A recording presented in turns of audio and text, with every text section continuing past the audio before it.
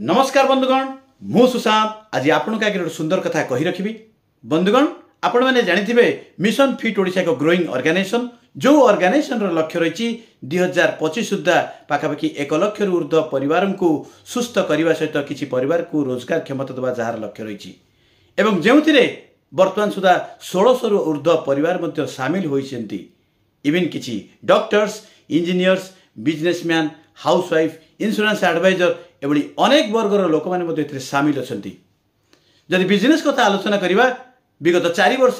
पाखापाखि 41 कोटी ऊर्ध्व business turnover कर सारी एवं जो पाखापाखि 16 कोटी ऊर्ध्व प्रॉफिट मार्जिन शेयरिंग करी रैंक कथा आलोचना करवा वर्तमान सुधा 18 जन ऊर्ध्व जोटा कि 6 रैंक अचीवमेंट करिसेंती एवं जो मानकर इनकम ऑन एन एवरेज देखा 20 लाख रु 25 लाख टंका वर्तमान इनकम कर सारी जदि 6A2 जदि देखा 3 जन 6A2 अच्छा जो मानकर इनकम 1 कोटी ऊर्ध्व कर सारी से 6A2-2 जड़े अचीवमेंट कर मिशन फिट ओडिशा अनेक किसी कथा चिंता करिछि एवं ए वर्ष सुधा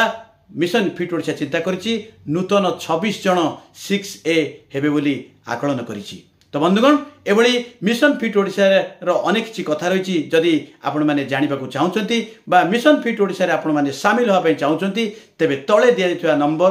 9861018368 it is my contact number यही नंबर आपण मैंने जोगाजोग करंतु मिशन फिट ओडिशा रे आपण सामिल होंतु आमे समस्ते मिसिबा समस्ते ग्रोथ करिवा जहाँकि मिशन फिट ओडिशा रो लक्ष्य को साकार करिवा रहिली जय जगन्नाथ।